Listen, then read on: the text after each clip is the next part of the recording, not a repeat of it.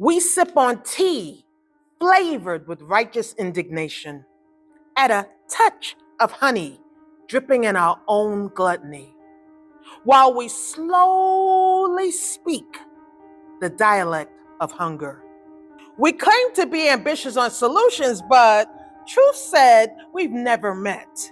We spread lies evenly, as if evenness eliminates detection. Hungry people see a world of excess who view starvation as avoidable.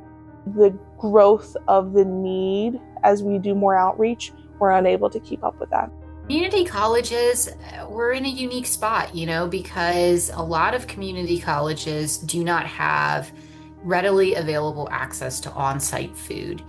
I mean, we have stories of students keeping their groceries, hiding them in bushes so they can make multiple trips back and forth from the grocery store.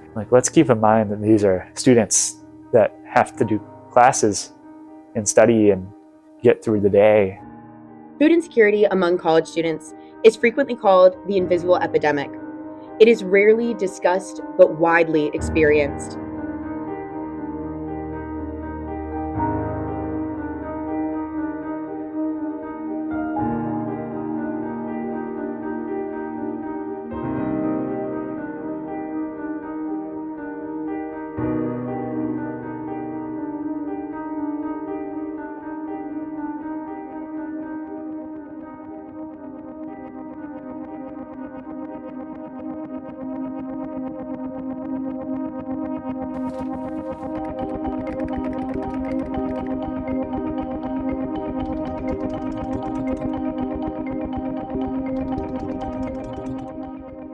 Universities and colleges, we are massive institutions with massive budgets and significant power.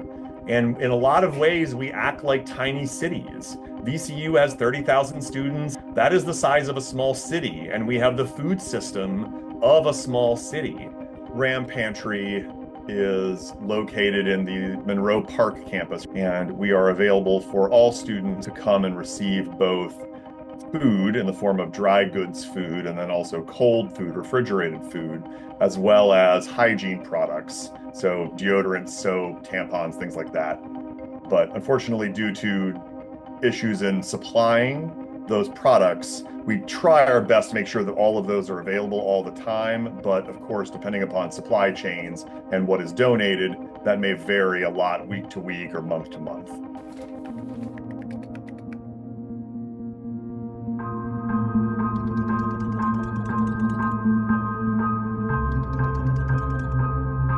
Food for All is William & Mary's only club that deals with food insecurity.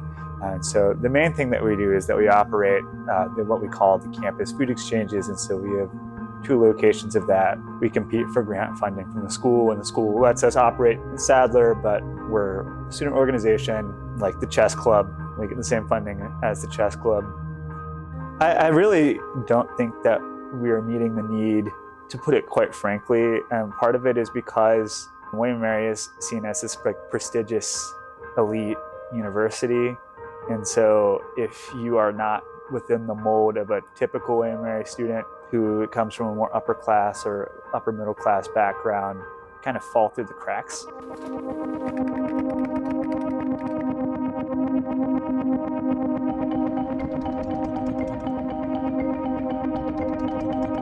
Definitely acknowledging a lot of the statistics, which I know sometimes numbers, gross.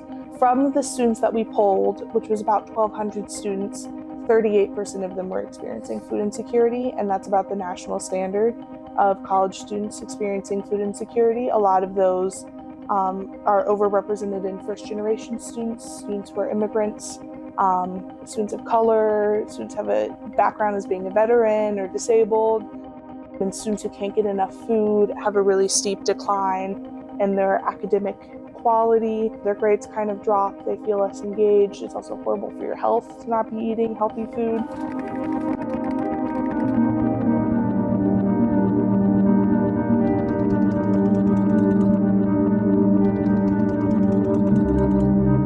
I was initially hired to be the Single Stop program assistant. Single Stop is a database, and what it does, it allows students to go in and do an assessment. And even before they complete the assessment, they can actually go in and put in their zip code, and it will give them a list of local resources that are available to help them. So I manage that database. And in addition to that database, I also help them with the food pantries, one of the main things. We're definitely different in this aspect. All the food that I get from the Virginia Peninsula Food Bank is free of charge. This food bank, we are mandated that if somebody from the community comes in and they need some food items, we have to give it to them.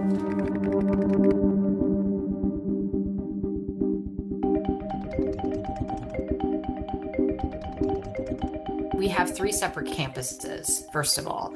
They're about an hour away from each other, more or less. So we have sort of a triangle of campuses. And so we do have a food pantry at each location.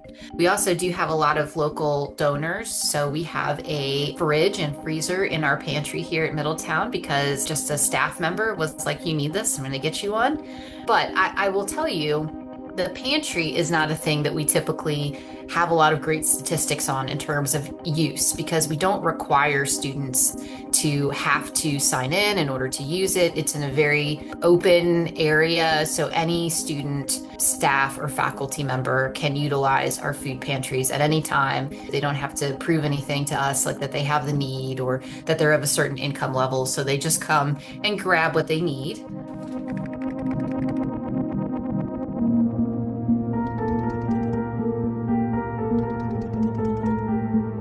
Can have an image of what a student looks like in their mind, what a typical UVA student looks like in their mind.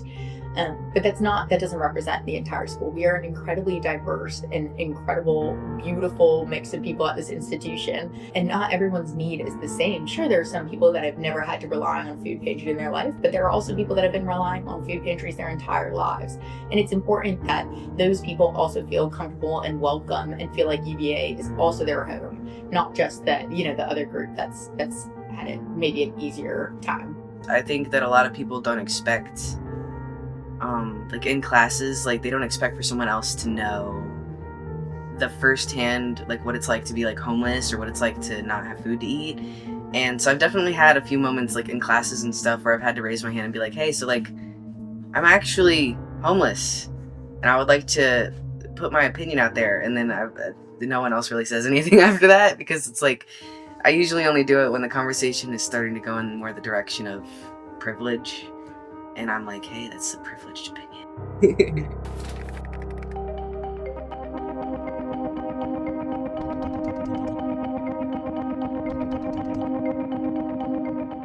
Our mantra is greater happens here. And so in order for greater to happen here, we have to support. We have our Troy store, which is our pantry, and is located, most places call it a student union, but it's our Foster Hall, which is our student union. Students and faculty can go to the Troy store because unfortunately it's some people that are among the working poor. They scan the QR code and you can get 10 items every time you enter. 78% of our students are Pell eligible, which also means just coming from an economic standpoint, you're under a certain economic level. I once was walking in their shoes and had to try to figure it out. I'm a first generation college student walking the land blindly. And so if I can help somebody to ease some of that frustration or anxiety, it makes it all worth it.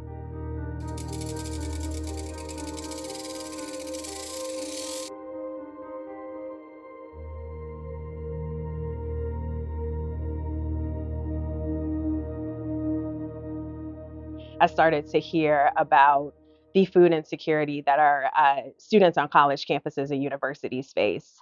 And it's something that I had just not even thought of because I think when we talk about food access issues, we tend to focus on K through 12 public education. I mean, obviously, and it makes sense that the kids who are in K through 12, some of them graduate, go on to college. And so, of course, the food access issues persist. So I was food insecure when I was a college student. I grew up in poverty and I lived in Section 8 housing and I was on food stamps in my adolescence.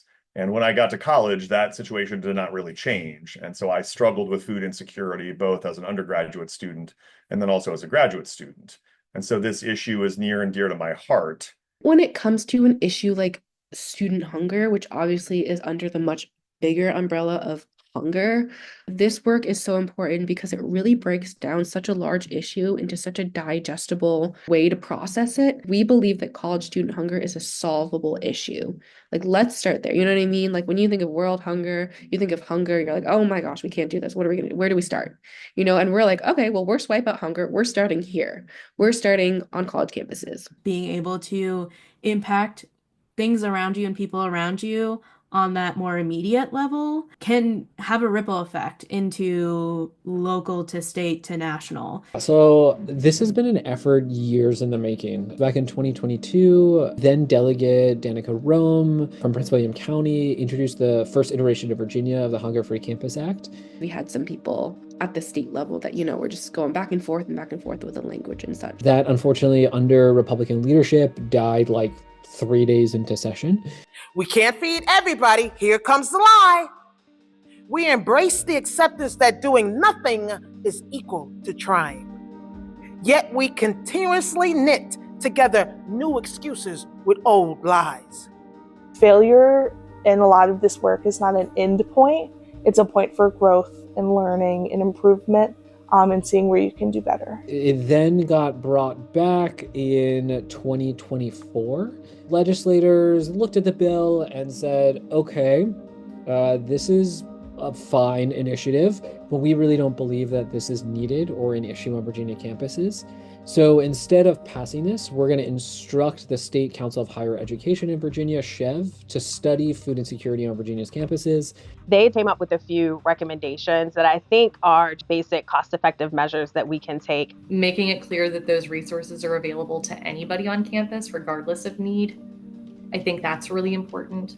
Some campuses will put snacks out in public spaces with no sign, no questions asked, anything. It's just, here's a bag of snacks. Here's a basket of snacks. Grab what you need. Multiple studies have found that when it's made clear that you can grab resources for a friend who might be hungry, or that there are no questions asked, there's no threshold or anything that you need to prove or back up why you're grabbing food, it makes it a whole lot easier. Yeah, I think one of the things that may have surprised some people when we did the study was that this isn't just a resource issue. It's not just finding the resources to have the food, but it's now how can you get it to the student effectively? From there, the now Senator Danica Rome, as well as Delegate Ray Cousins from Richmond, reintroduced Hunger-Free Campus this year to fight for the grant program and to be able to provide funding within that grant program for institutions to grow their basic needs programs. One of my friends had shared this opportunity to get involved with Swipe Out Hunger with me. And I was like, this is something that I'm passionate about. This is something that I work towards. These are systems at JMU that we could use state funding to improve upon, right? So Rob and I, we had about a month to plan this, which is not ideal. You typically want a little bit more time than that. I can't even tell you how many hours we spent on Zoom just making spreadsheets, writing emails, trying to put groups together, trying to do legislator outreach, meeting scheduling. Lots of getting kind of stakeholders together from across the university, student groups, teachers, staff, people who really care about this issue and who know about it, and then trying to get people who didn't know about it or maybe didn't care earlier because they didn't know about it involved too.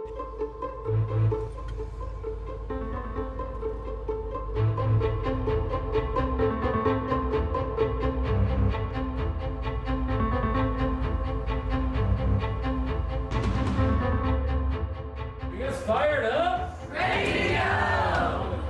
Are you guys fired up? Ready to go! All right, let's do it. So I'm here because of my dad, because 40 years ago, he was a Virginia student struggling just like so many are still today.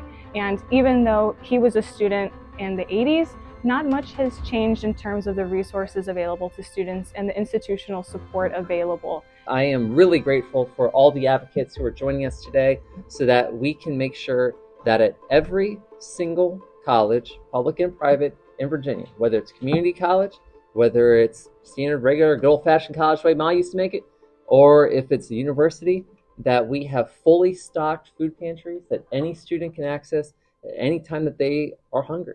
80% of Virginia's colleges and universities identified student food insecurity as a somewhat or very problematic issue on their campuses. Despite the growing needs of students, the majority of our student-run pantries rely on private donations to fill their shelves, with little financial assistance, if any, from the state or their universities. No student should ever have to go without food.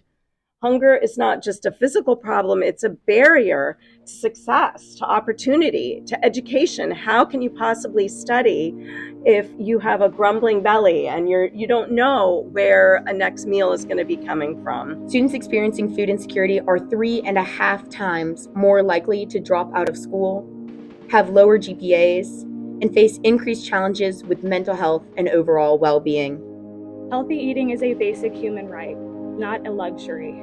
Yet as our organization operates as student-run campus club, we receive the same institutional support as hobby clubs. The responsibility of addressing food insecurity should not fall solely on the shoulders of student volunteers. And as we move forward, I am eager to collaborate with fellow students, faculty, and community partners to explore innovative solutions and advocate for policies that prioritize student well-being above all else. As we continue to engage in meaningful discussion and take decisive actions, I encourage everyone here to reflect on the role each of us can play in this effort. Whether it's through volunteering, raising awareness, or advocating for policy changes, every single contribution matters.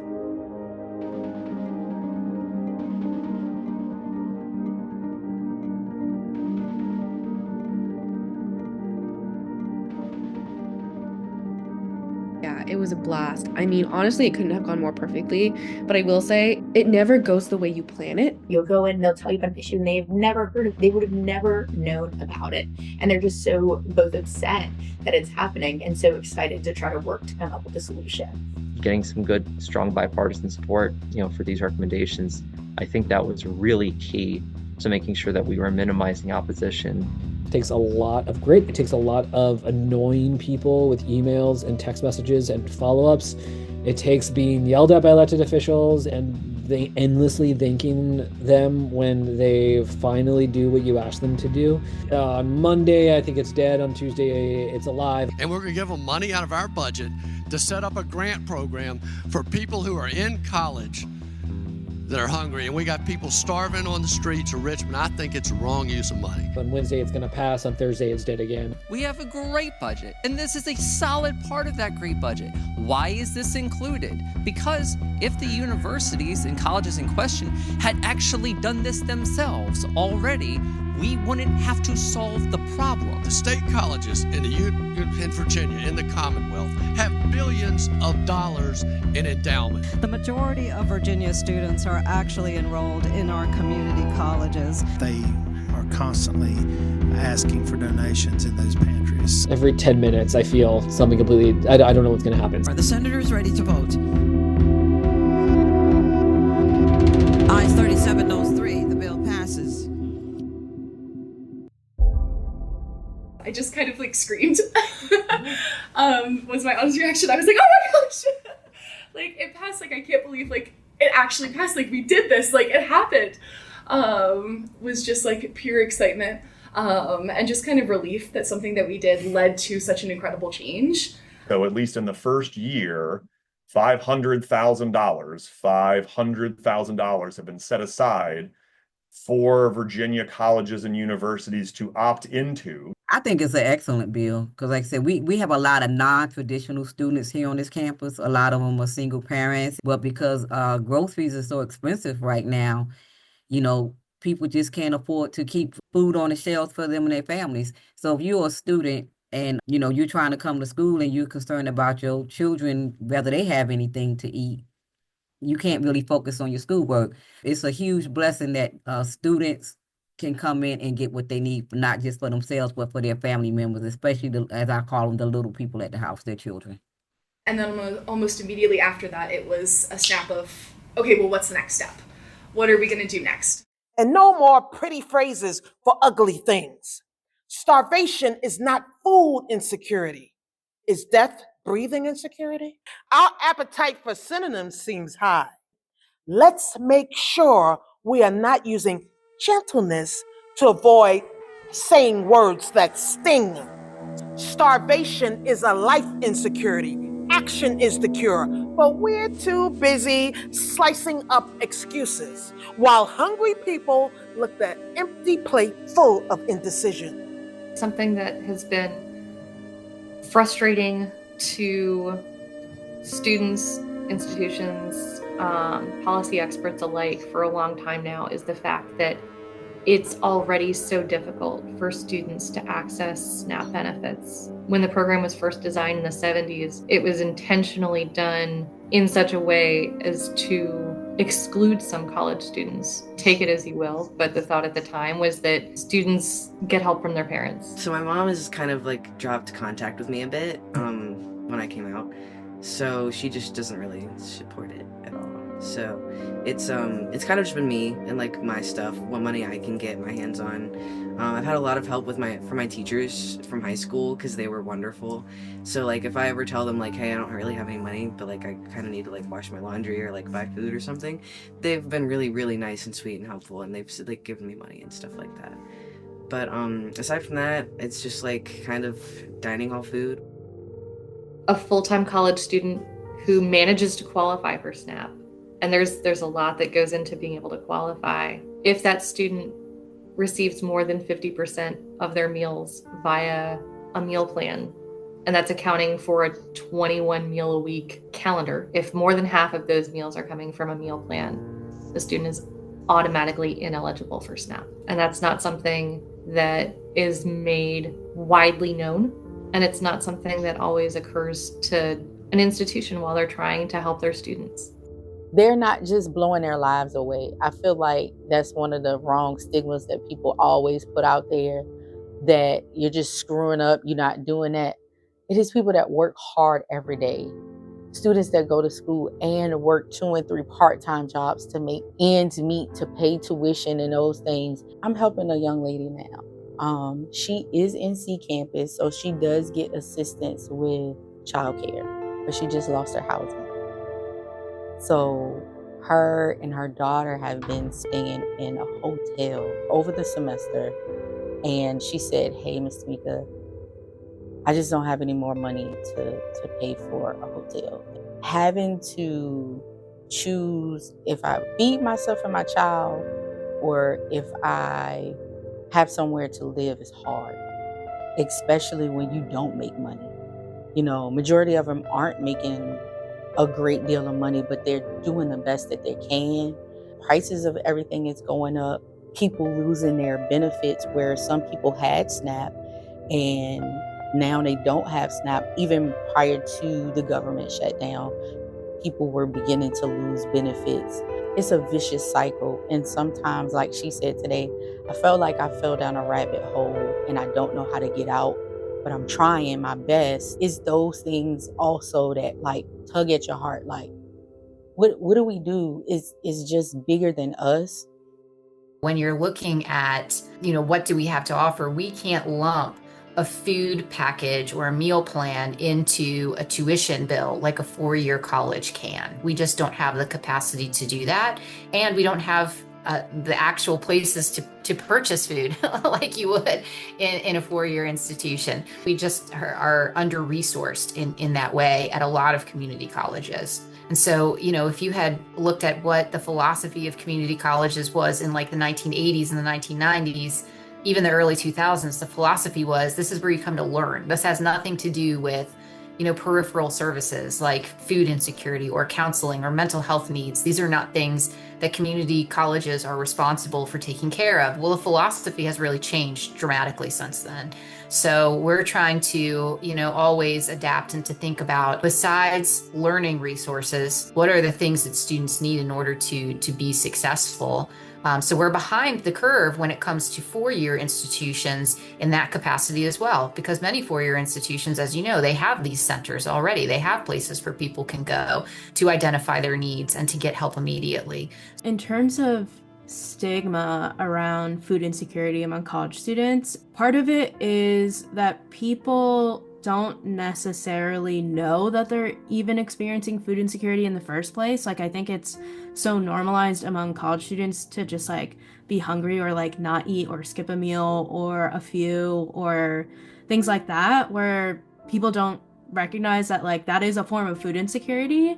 To be in a space and a place where you're so young and you have to think about, how do I eat? Or I hear students saying, I ate breakfast yesterday, so I'm gonna eat dinner today. So having to pick and choose a meal to eat is kind of like heartbreaking. And so I always have stuff in my office. Spent 13 years in Catholic school, and trans woman who goes to Catholic school, not everything that you learn there you're always going to take to heart or agree with, but some of the things that we did learn, at least about the corporal works of mercy, feed the hungry, give drink to the thirsty.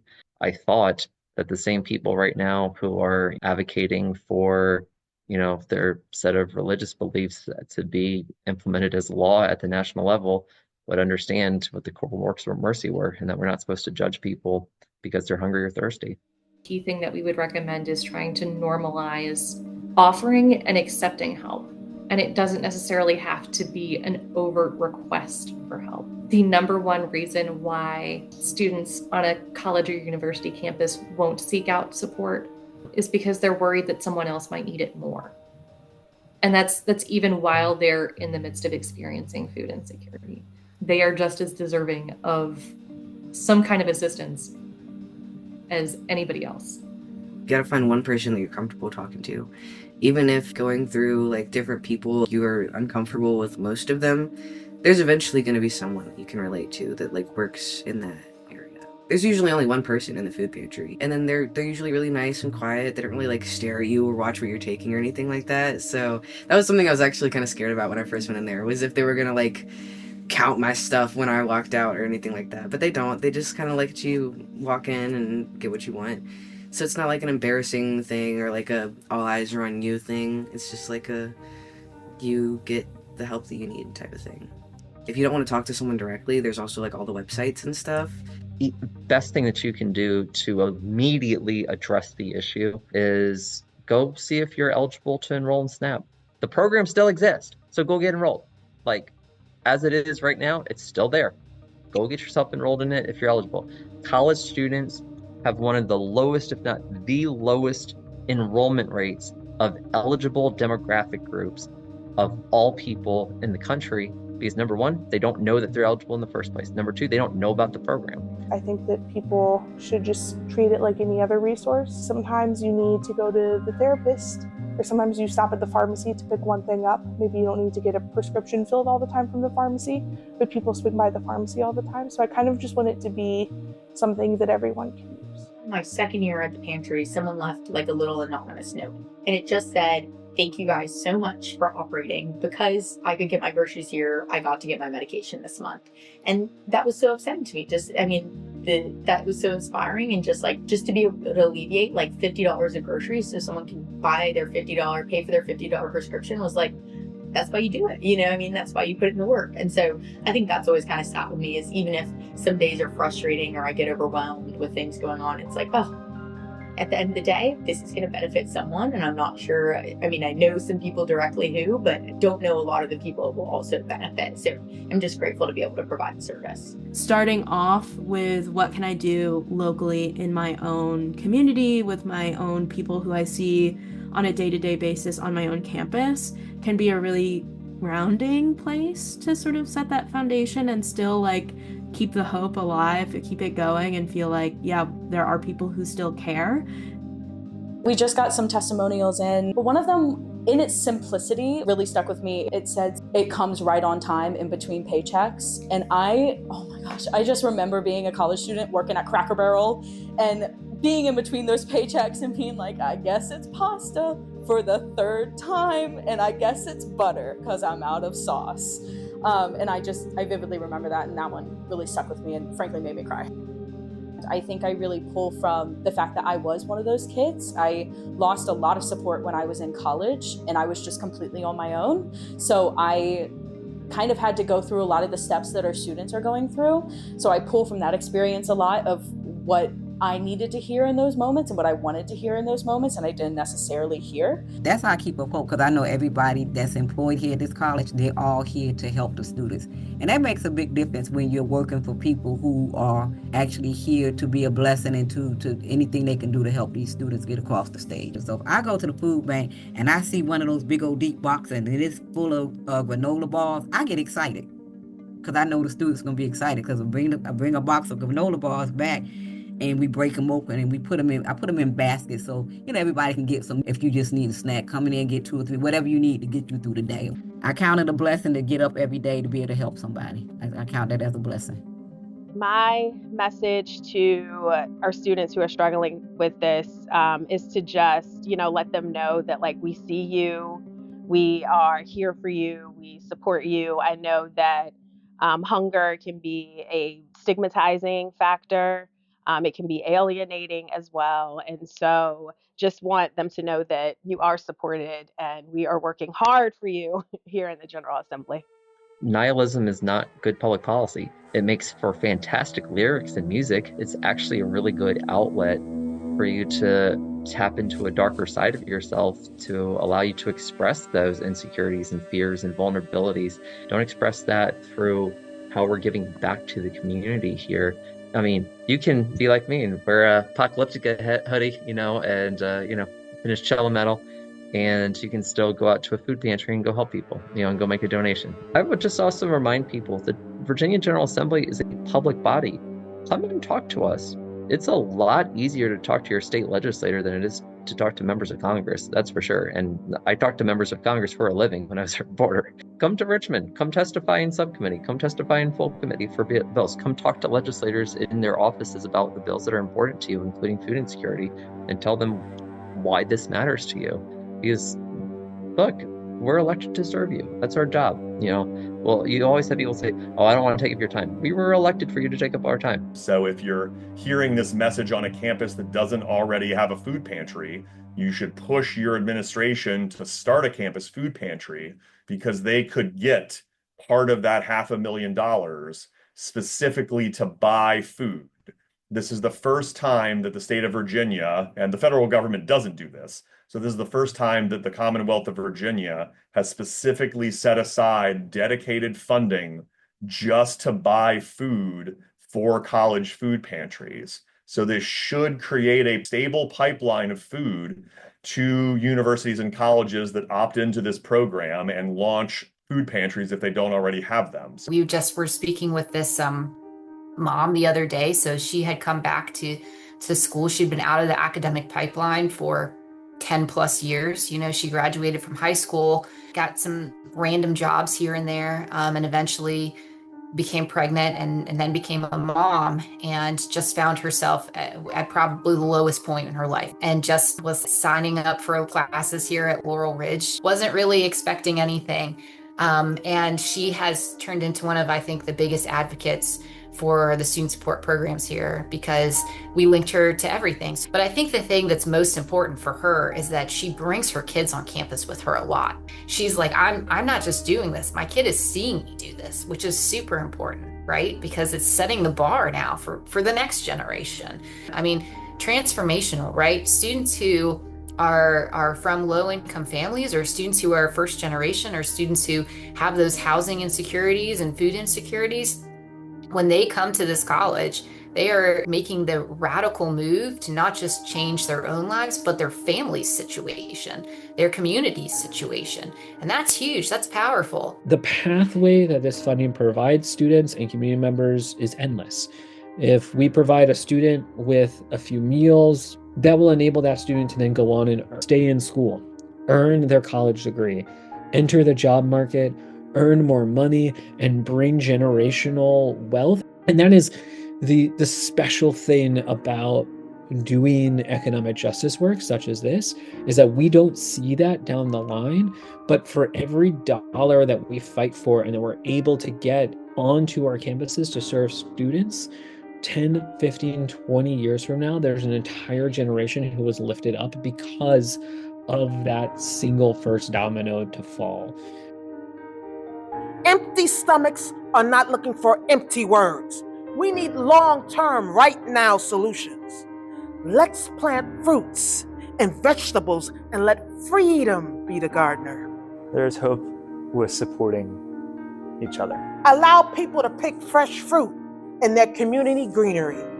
Have community barbecues and well-placed public pantries. Hope with getting to know people, getting to know the people in your community, with understanding how your neighbor is struggling. Let's reinvent how we distribute food.